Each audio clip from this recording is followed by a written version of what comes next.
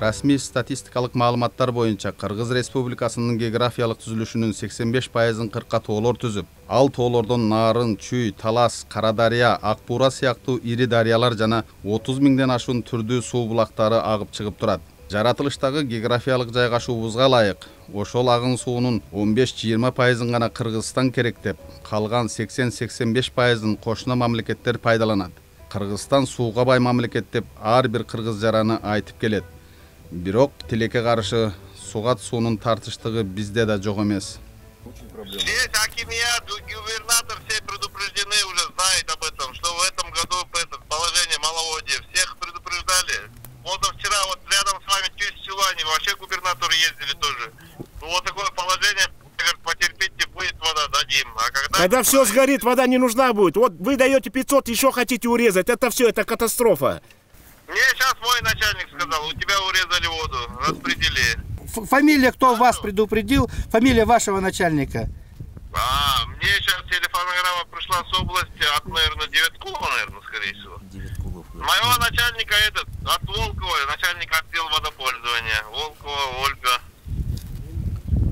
А вас как зовут? Макешев Медер, начальник участка БЧК. Саламатсыздар, урматтуу телекөрүүчүлөр. Сиздердин назарыңыздарда эл билсин автардык аналитикалык программасынын кезектеги чыгарылышы. Биз бүгүн Чүй облусунун Сокулук районуна караштуу Фрунзе айыл өкмөтүнүн аймагындабыз. Бизге дыйкандар кайрылышып, сугат суунун тартыштыгынан момунтип эгин талааларыбыз кургап баратат деп момундай жүгөрүлөрүн көргөзүп жатышат. Чындыгында жүгөрүлөр кургап, суусуздуктан оор акыбалда экени бүгүн байкалып турат. Алдыдагы жарым сааттык эфирде дыйкандардын көйгөйлүү маселелерин сиздерге чагылдырып беребиз. Андыктан биз менен бирге болуңуздар. Сокулук районунун дыйкандары БЧК совхозный суу пайдалануучулар ассоциациясынын директору Беркутбаев Майрамбекти эгин талааларынын ортосунда жайгашкан Чакан суу сактагычтын жанында өткөрүлчү жыйналышка чакырып, сугат суунун тартыштыгынан айдоо аянтындагы жер жемиштер күйүп баратканын, бул маселени тез аранын ичинде чечпесе, күйүп кеткенден кийин кеч болуп калаарын айтышты. Так, биз бүгүн чогулдук главы крестьянских хозяйств биякта. Проблема начался, поливной сезон башталды. Лимитке отургузду бизде. Биз верхний зонада бир куб алыш суу керек, биз 500 литр алып атабыз. Жетпей жатыр эч кимге. Ошундай чогултук проблеманы силерге айтып атабыз, чтоб донесли до руководства. Ошо. Кандай вопрос силерде? Болгону азыр биринчи эле полив бүтүп атат да. Суу маселеси уже башталып калдыбы сиздерде? Проблема болуп атабы? Жок, полив башталды уже, бир жума башталбады, но жарымысы еще поливти еще баштаган жок. Бедеде, жүгөрүдө биринчи сугат бүтө элек. Бүтө элек да, суу жок, лимитке отургузду. Бизде реабилитация бар, реабилитацияны төлөп атабыз, бирок лимитке тоже отургузду. Вот чогултук главы крестьянских хозяйств. Очень проблема у нас большая. Директор, кош, добавь. Давай, что ты не... Директор катары, сиз да өз оюңузду айтыңыз деп сөз кезегин Майрамбек Беркутбаевке беришти. Элдин баары жумуш жок, 2 ай отурушту, мо коронавирус деп, элдер баары көбүсү кредит алышты, полялардын эметип, ишне прибыль хотя бы табабайык деп. Ошондон да бизде Кыргызстандын суунун башына отурабыз, суу жок болуп атат бизде. Ошо проблема болуп атат. Жылда негизи канча литрден алчу элеңиздер? Жылда бизде бир кубтан алчу, элдер акырындап урушпай, талашпай жетиши. Азыр болсо 500 литр тияка да бияка да жетпейт. Эч кимге жетпейт. Азыр очередь болсо уже почти 20 күн алдыга уже тизилип калды. Кукуруз акчасын төлөп койду элдер. Элдер уже төлөп коюшту акчасын. 20 күн алды төлөп коюшту. Ошон үчүн мени чакырышты. Бияка телевиденияга бирдеме айтып кой деп, потому что мен деле сууну өзүм эрип алып келбейм тоодон, туурабы? Негизи азыр биринчи сугат бүттүбү? Биринчи сугат бүтө элек. Сугат жаңы эле башталды. Мына бүгүн 6 эле күн болду сугат башталганына. Уже көбүсү, например, селитраны кукурузга берип койду, уже моундай кургап, уже трубка болуп калышты. Демек, жана сугат сезонунун биринчи башталышында эле ушул биринчи башталышында эле ошо маселе болуп атат. Проблема болуп атат. Эми ушул маселени кантип чечебиз деп атат? Бул элдер эмне деп атышат? Элдер болсо азыр суранып атышат, көбөйткүлө деп. Көбөйсө анда билбейм, анда ызы чугулушат го, билбейм анда. Азыр демек сиздердин жумушуңуздарга бара ушул элдин баары сизден талап кылып атат да сууну камсыз кылып бергиле деп. ооба баары келип мага эметип атат. Суу жетпей жатат деп баары эле эметип атат. Ар бирөөсү кыйкырышып урушуп эле эртең кечкече ушундай жумуш болуп атат. Максим атындагы дыйкан чарбанын башчысы Владимир Кувшинов биздин үнүбүздү кимдир бирөө угар бекен деп сөз баштады.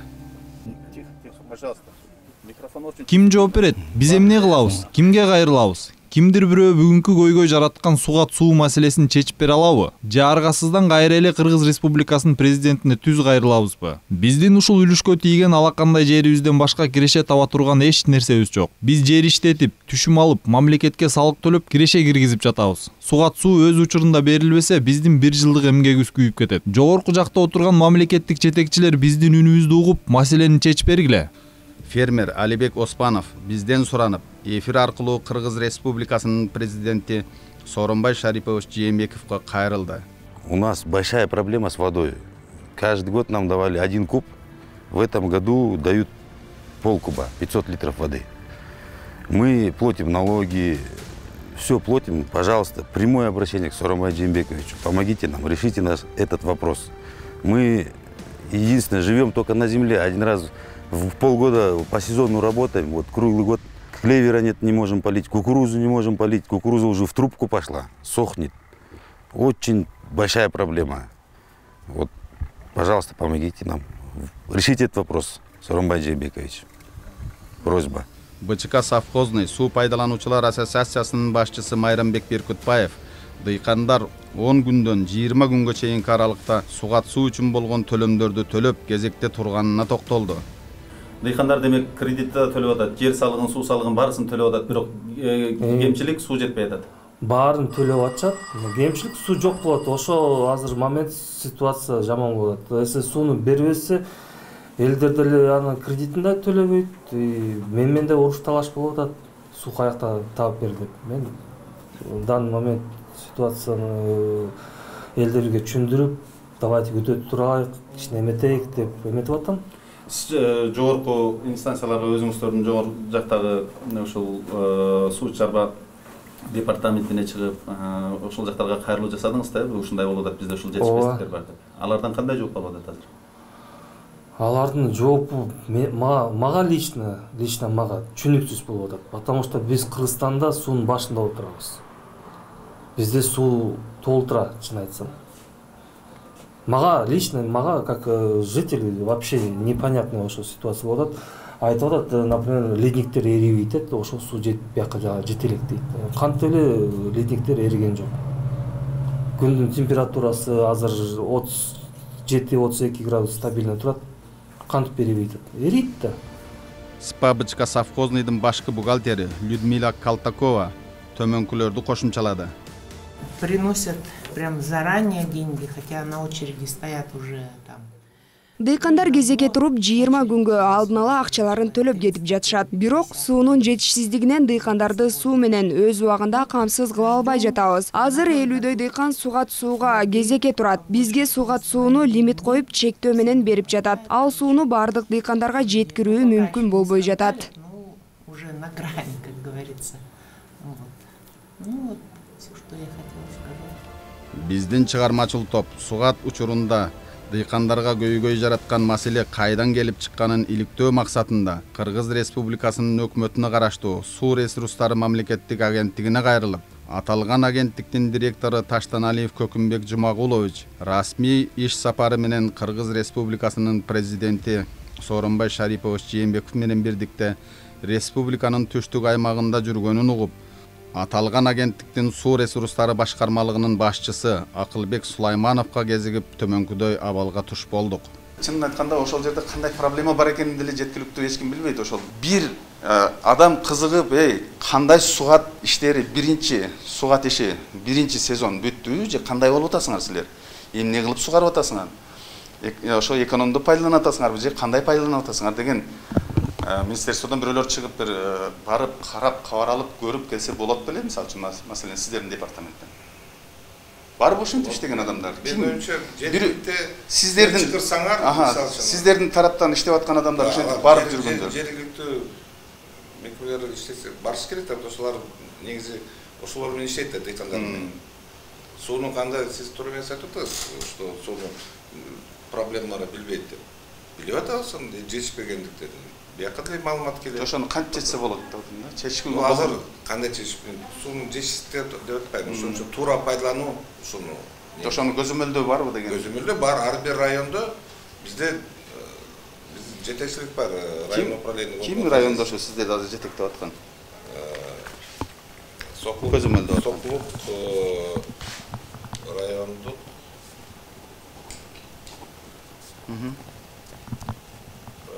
Водного хозяйства.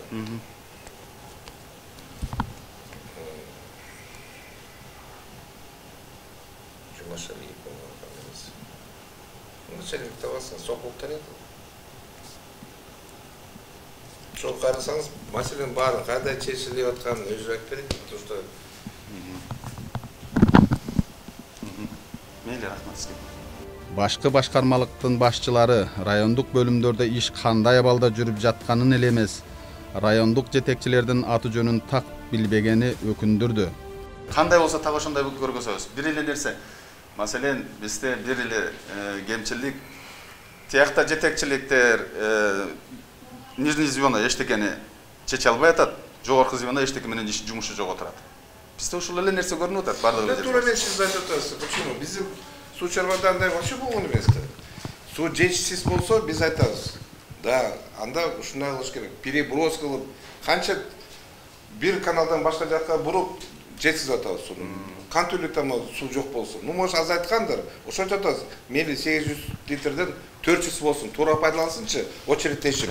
Бири-бирин урдабай бири-биринен. Өтесе илгерки учурунда айтып коеюн сизге, народный контроль бир бале бар эмес беле? Мен иштеп калганмын илгери. Народный контроль келгенде канча суат туура эмес пайдаланып жүргөн. Аны зато наказывали за это. Ошону бүгүнкү күндө дагы ошол жок эмес. Бүгүнкү күндө да бар.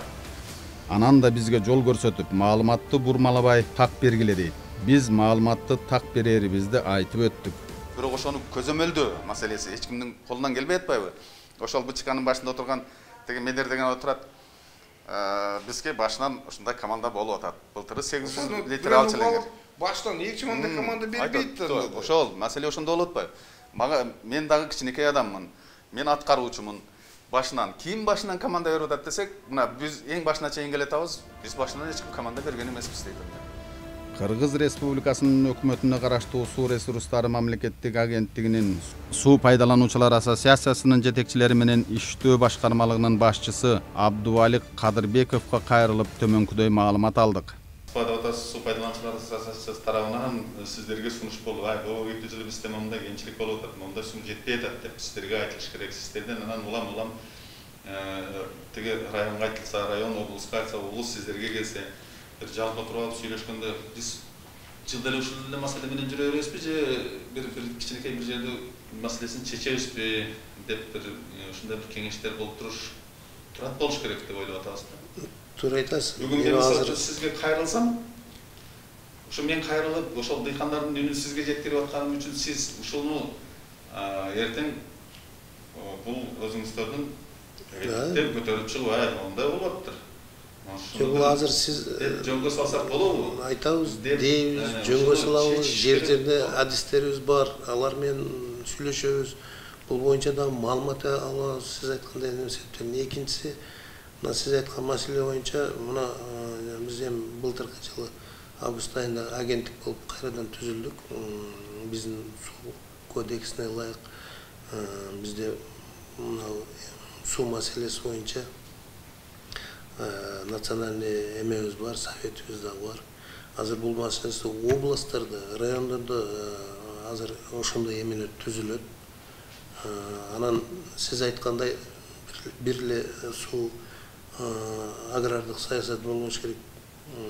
Буйруса мына өнөр жайларга суу керек, ичкенге суу керек.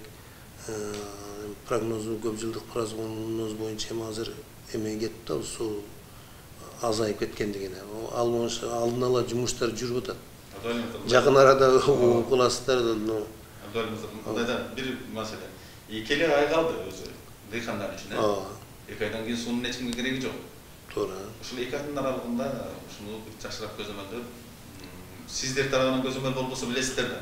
Чогуу жактан көзөмөл болбосо. Туура. Көзөмөлдөйбүз, айтабыз, дейбиз балдарга, жеринде барып да көрөбүз.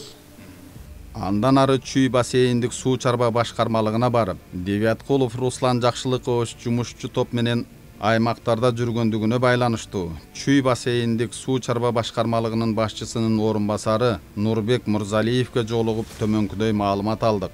Сиздердин мекеме эмне деп аталат? Толук кыргызча. Чүй тел жазып турбайбы? Жок, сиз билесиз да. Чүй суу чарба башкармачылыгы, бассейндик суу чарба башкармачылыгы. Чүй бассейндик суу чарба башкармачылыгы. Себебинде бассейн деген сөз мындай да. Чүй долинасы бассейн болуп эсептелет. Основной приток деген чуу чокоркан эң баш ошондон башталат. Анан могу боковой приточный сокот. Аламедин, Аларча, Чоң Кемин, Кичи Кемин баары суунун баары боковой приток. Эң магистраль могу биздин Чоң канал. Чоң канал. Мен мага дагы бир түшүнүксүз суроо жаралып калды да могу жердечи. Бүгүн дыйкандар 9 тыйындан литрин спалардан сатып алат. Сиздерден спалар 3 тыйындан сатып алат. Ортодогу 6 тыйын демек ремонт иштерине, эмгек акыга, эксплуатацияга эмгек баарына кетет ошо. Ошол бирок сиздер тараптан кандайдыр бир көңүл буруу кызыгуулар болобу? Мисалы үчүн бизге Чүй оймосунун айбагында далай суу пайдалануучулар, айыл өкмөттөр, эме дыйкандар көпчүлүгү суу пайдалануучулар бизге кайрылат. Кичинекей каналдарды казуу маселеси. Кичинекей каналдар баарына тең биз өзүбүздүн мүмкүнчүлүккө жараша жардам беребиз. Биз бул өгөй балада эметпейбиз. Мисалы үчүн бизде деген ошол эле Сокулук районунун жетекчисине барсаңар, ошол айтып берет. Жантай тушта канча жерди тазалап берди, экскаваторун канча берди, соляркадан канча жардам берди, кимге бүт бар ошо. Техникаңыздар бар. Мен билбейм ал Сокулукта канча. Сиздики бар. Сиздер өзүңүз сөйлөп. Бизде бар техника, иштеп атат бизде. Экскаваторлор бар, кран бармы? Канча техникаңыз бар? Анын баары точносын билбейм канчасы. Бизге арыз менен кайрылган ар бир адамдын үнүн угуп, арызда көрсөтүлгөн маалыматтардын чын төгүнүн аныктап, күнөөлүү тарапты жазалайбыз дейт. Нормально суу берилип атат азыр. Баардык жерде ошондой бизде. Мындай көңүлсүз калтырбайбыз биз. Мисалы, любой дыйкан келсе, разбор кылабыз. Ким күнөөлүү? Может район күнөөлүү, может дыйкан өзү күнөөлүү, может жана ата-ана директор күнөөлүү. Бербей жатат сууну туура эмес деп. Ошолордун баарын биз контролдойбуз да. Очередке койдуңарбы, очередиңиз кандай болуп атат? Кезектешүү, кезекте турабы дыйкандар десек 20 күн мурда төлөгөн адамдар бүгүнгө чейин суу ала элек экен. Биз барып көрдүк мына. Көз барып тарттык, жүгөрүлөр туурап кеткен. Химиялык удобренияларды чачып алып бүгүнкү күндө. Ошол химиялык азыктары ошол жерде карап күйүп жатат. Картошкалар момунча 5-10 сантиметр боюнча. Эми ошол биздин жана недостаток ошол үчүн өкмөтүбүз айтып атпайбы, кооперация кылгыла, себоборот болсун, чогулгула, жыйынгыла, анан ар бир арыкта момундай кылып анан бир канал болсо, анын пропускной способностью жетпесе, тешип алышат каналдын баарын. Батареясы көбөйөт, ошол жетпей калат да. Дагы эле бир маселе да. Сиздер ушул маселени жалпы өкмөттүк жыйындарда көтөрүп, мына бизде Чүй облусунда мондай маселелер болуп атат. Ушуну эрелештирген дыйкан чарбаларды кооперативтерге айлантырса. Аны бир күн эмес канчадан бери айтып келет. Кооперация деп Минсельхоз бүт бар эле кыла албай жатышпайбы? Дыйкандар бирикпей жатышпайбы? Бирикпей, ким эле частный собственность болбой жатпайбы? Канча кооперация создавать правительствонун өзүңдөр угуп жүрөсүңөр. Кооперация создавать этели, минтели, тинтели деп эле канча министр келди, канча болбой жатпайбы? Аткарылбайт экен да демек. Кандай аткарылбайт? Баарына тең красный книга бер, мына жеринде анан дыйкандарды биз заставить эте албайбыз. Сен могу кошулуп, могу менен мындай кыл деп. Алар ассоциация, суунун ассоциациясы ошондо түзүлгөн да. Ассоциировать этилген. Мисалы үчүн бир канал болсо, могу бир куб. Жок, эми анда сиз ошол проблеманын баарын мыкты билет экенсиз. Анан эмне аны кайра эле мага айтып атасыз? Бул ушундай болгон дейсиз. Демек бул ушундай болуп эле келген до сих пор дальше боло берет. Сиз айтып атпайсызбы? 100 литр кой берсең, бияка жетпей. Ошо себеби ошондо болуп атат да. Жок, маселени жеткирейин деп. Маселени сиз көтөрүп атасыз. Ушундай бизде башаламандык деп атасыз. Башаламандык болсо, бүгүн жаралган жок да башаламандык. 30 жыл болду башаламандык жаралган. Тетигиреки Акаевдин земен проектисин тетигиреки Талгарбеков таратып бергенден баштап, ошол маселе бүгүнкү күнгө чейин келет атты. Аны сиз бүгүн Бүгүн мага жаңылык кылып айтпаңыз да. Мен аны сизден кайра таң калып сурап атканым ошол. Жок. Эмнеге ошол маселени бүгүн чече албайсыз аны? Чече албагандан кийин сиз калган өзүңүздүн маселеңизди чече бериңиз да. Биз чечип атабыз өзүбүз. Вот, ошону айтыңыз. Сиз анан жана асасыз дыйкан мону айдап атат, анан тигин айдап атат. Жок, ким? Анан сияброд болуп эле. Дыйкан сизден жакшы билет. Быйыл могу жерге ким? Жогору айдадым эле. Эми могу жерге мону айдайын деп. Мисалы үчүн тиги илгери мен Союзда гидротехник болуп иштедим да. Ошондо 12 дождевалка бар болчу. Мен 2 бригадда 24 дождевалка болчу да. Ал 100 литр сууну кое берсем, канча жер сугарчу да. Эми азыр өзүң ойлосоң, мындай 4 гектар, 2 гектар жер болсо, анан ар бири алыш кылып бөлүп алганда, анан ар бирине башынан кое берген суу аягына жетпейт да. Ошону айтып атам да мен.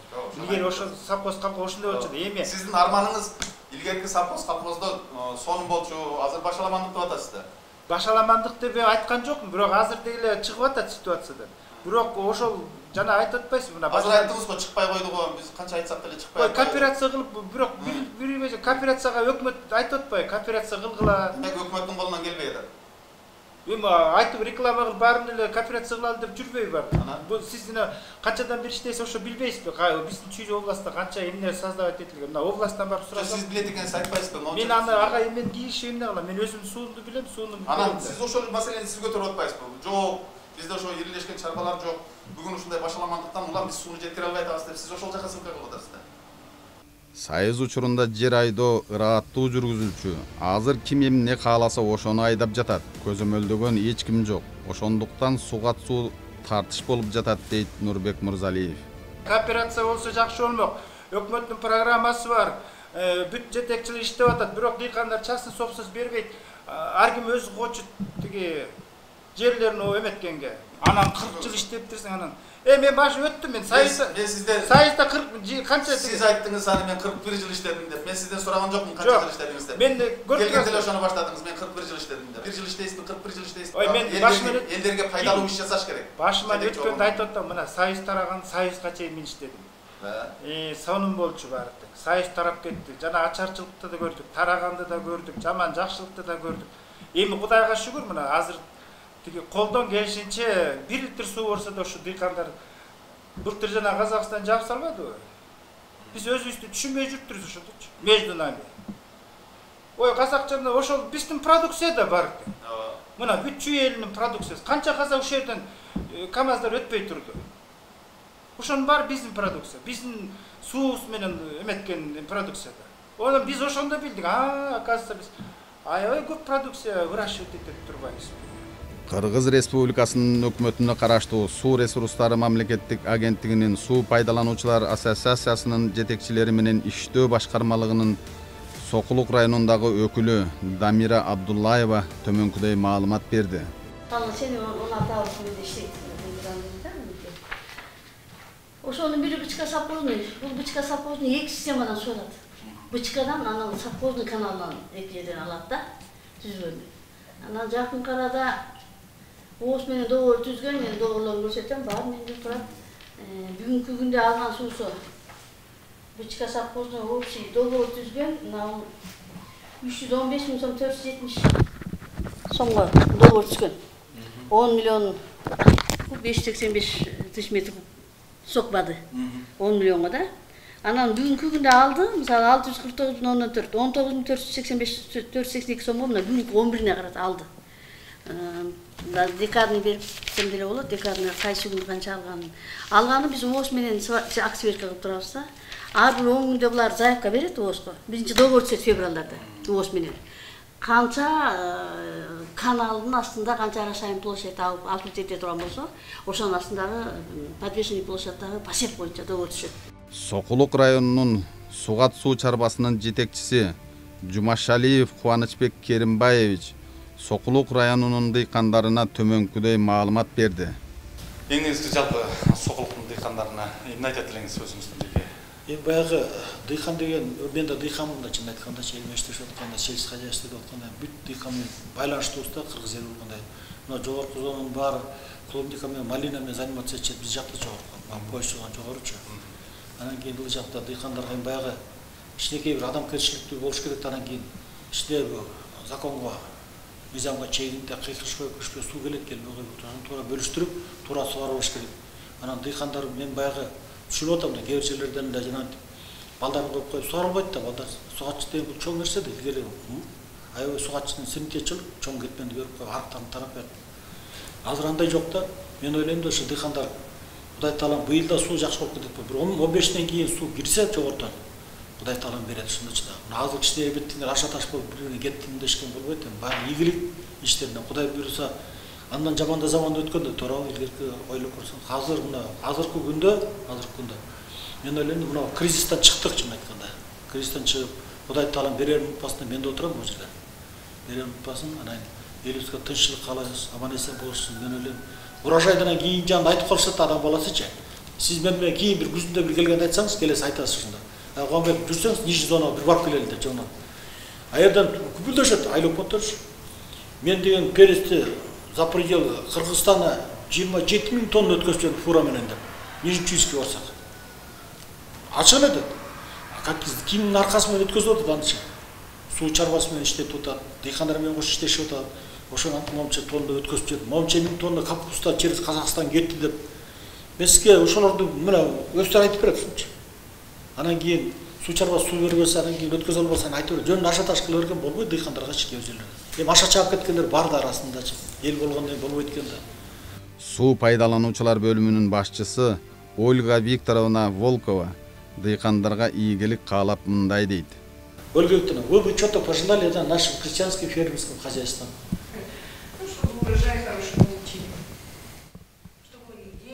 Ар бир дыйкандын түшүмү мол болсун. Оорубаңыздар, бекем ден соолукта жүрүңүздөр. Тапкан кирешиңиздер берекелүү болсун. Сабырдуулук менен сууну сарамжалдуу пайдалансак, баарыбызга суу да жетет, түшүм да мол болот. Бирөө кечээрге кечүү таппай жүрсө, бирөө ичерге суу таппай жүрөт дегендей, башатта дарыяларыбыз ташкындап турганы менен айыл чарба багытындагы 10% жетпеген айдоо аянттарыбызда сугат суунун тартыштыгы дыйкандарыбызга көйгөй жаратып келет. Сарамжалдуулук келечекке болгон камкордук эмеспи? Адамзатка өмүр жалгаган Кыргызстандын сууларына ар бир кыргыз жараны сарамжалдуулук менен аяр мамиле жасап, алдыга умтулсак, келечекте Кыргызстанда суу көйгөйү болбойт деп ишенимдүү айтууга болот. Фермер дыйкандардын айтуусуна караганда картошка бүгүнкү күндө 1,5 метрге чейин өсүп, түйүн комдоп көмүш керек болчу дейт. Биринчи сугат суусу сугарылбай, картошкалар мына 10-15 сантиметр өсүп гүлдөп турат. Мамлекеттен дыйкандардын талабы бир гана сууну өз учурунда камсыз кылуу. Эгер суу болсо, анда түшүм болот. Бул маселени албетте жогору жактагылар чечип берет деген жакшы тилек менен көрсөтүүбүздү жыйынтыктайбыз. Мен Бакбырбек Аленов сиздер менен бирге болдум. Кайрадан эфир аркылуу көрүшкөнчө саламатта калыңыздар.